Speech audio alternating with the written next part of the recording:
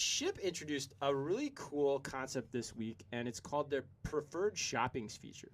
So, according to Progressive Grocer, customers who rate a shopper with 5 stars after an order is delivered can now add the shopper to the customer's preferred shopper list. If the shopper accepts the request, that shopper will be prioritized to shop for the customer's future orders. Pretty cool, right, Ann?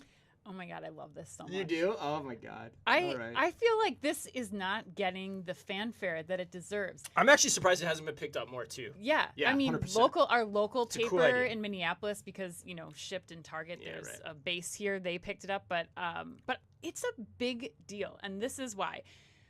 For me, I think this high-touch concierge service has always been associated with big-ticket items, with luxury items. And now you have this idea of a personal shopper that's open to the masses. It's very on brand for Target, designed for all. And I think this is concierge for all. Interesting. And it's really a great example of how retail is shifting to this post-purchase engagement with the consumer. So you have, all these people I don't care if a robot picks my groceries at Albertsons or at any. As long as they're right, you don't give a shit. Yeah, as long as you're right.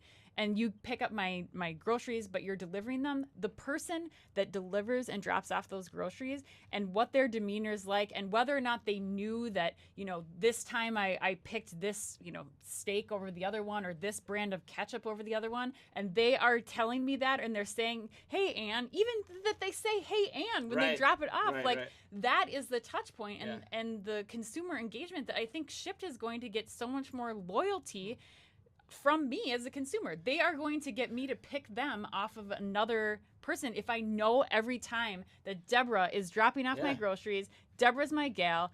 Deborah feels more ownership in her position as a why not? As a it's not just a gig job. Now you are developing a Rolodex with your clients. I think this is where you want to invest in your human capital in an industry that typically wouldn't have investment. That's fat. Okay, so you know what you did there?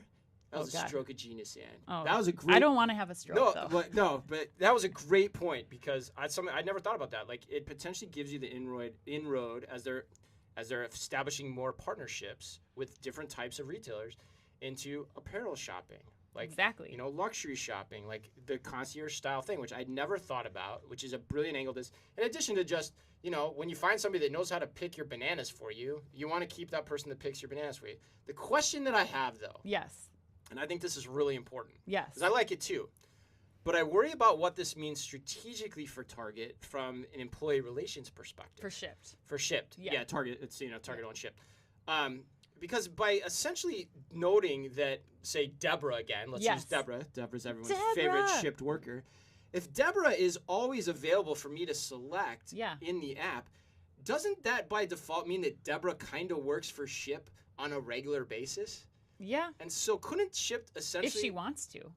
Just because you like Deborah doesn't mean Deborah likes you, though, Chris. Yeah, I know, but it's starting to set the precedent that these gig workers are attached to the company in a different way than they were previously. Not gig workers anymore. Yeah, you're talking W-2 employees. Yeah, so I'm starting to. So if there's any employment lawyers out there, or anyone that's dating an employment lawyer, or maybe even sleeping with an employment lawyer, if you can ask that question in relation to this story, I would be really fascinated to hear the answer, because that's an article for me coming out right there. If there's any bite to that discussion, because to me, it seems like you're trying to have your cake and eat it a little too.